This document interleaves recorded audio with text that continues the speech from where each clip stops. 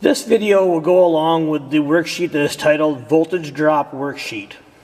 For this demonstration, what we have done is we have our meter set up right now to measure the voltage drop of the cranking circuit on the positive side.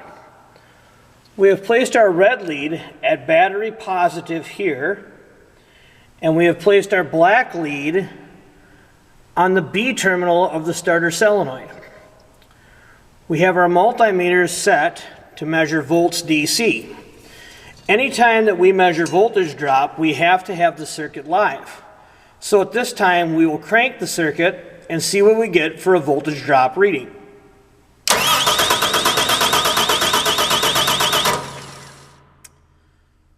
That reading was approximately 0.4 volts.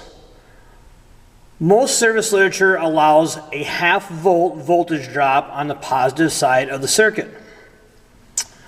We can then move on to test the ground side of our cranking circuit. We will do so by taking our black lead and we're going to place it on our battery negative. We then take our red lead and we'll place that on the ground terminal of the starter here. Once again, measuring voltage drop, circuit has to be live, so we'll crank the engine.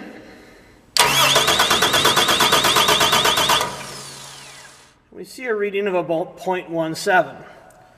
Once again, on the negative side, we're allowed 1/2 volt, 0.5 volts of voltage drop. So this is within specs as well. Our final test we're going to do for this cranking circuit is going to be for our solenoid contacts. We'll take our red lead and we'll place it on the B terminal of the starter.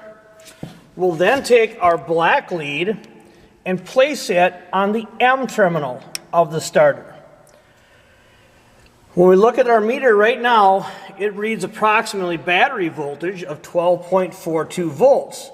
Because right now we're picking up the B terminal, the B positive on the B terminal of the starter, and we're grounding through the motor. When we close the contacts and start cranking the engine, we'll see that voltage drop.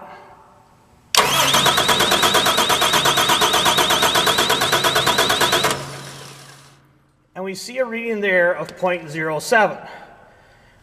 Most OEM specs tell us that we can have a voltage drop of 0.3 of a volt on our solenoid contacts.